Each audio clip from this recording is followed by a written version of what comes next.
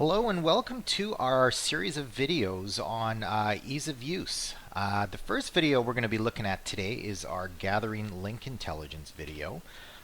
So let's start by giving you a little bit of context here.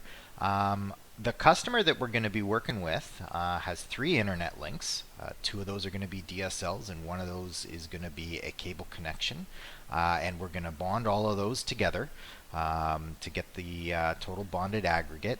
And what we need to do, what this first video is going to show us, is what these advertised link speeds are actually going to do in the real world and where the saturation point is going to be hit, so that we know exactly what these lines are capable of before we go and we put them in a bond. What we're going to see is we're going to see the Multapplied dashboard. We're going to see the built-in speed test tool so that we can tell what the legs are doing, and we're then going to be able to understand where the transmission limit of each connection is, so where we actually hit that breakage or saturation point. This is a really important piece of building our bond because we really want to understand what our legs are capable of doing on their own before we put them into a bond. So here we are in our management interface. This is a web-based GUI that's kind of a command and control for everything that's going on with the bonds. Now, the first thing I want to go over here is the concept of knowing exactly what your legs are doing versus the advertised bandwidth of what we think the legs should be able to do. This is a very important concept when it comes to building a bond. We need to be able to set the high water mark and let the bonding technology know that no matter what, this is the top clean range of this line before we start to see breakage, and there's no point in trying to go any faster. And when we get that information, what we're going to do is we're going to go down here and we're going to enter it into our leg information itself so that we know that we've established a good clean starting point for the bond.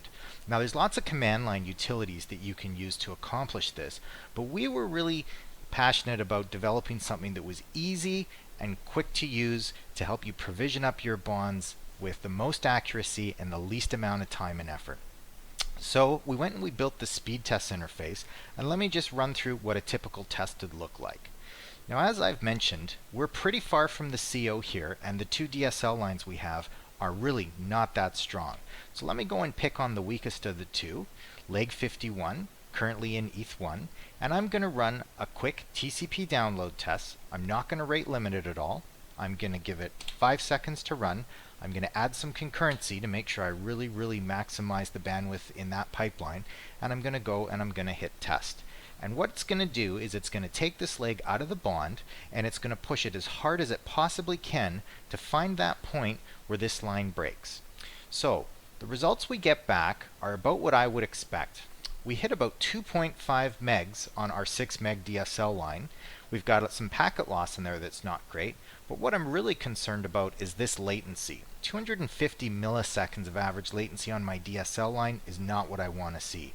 I can also see down here on the latency graph that the latency is really all over the place. So I'm pretty sure I've now pushed this line to the point where it's broken, and I need to go back and rerun this test a few times, now adding a little bit of rate limiting in, starting around 2.5, so that I can see exactly where this line breaks and know that that's the good point where I want to put this line into the bond, and then we know exactly what this line can do, and that will help us set our bond up. So now that I have that initial result, I can go back into the speed tests, and as I was previously saying, I'm going to go and I'm going to run some concurrent tests you can see here in small increments with different levels of rate limiting. And when I'm done, I'm going to end up with a whole bunch of results here.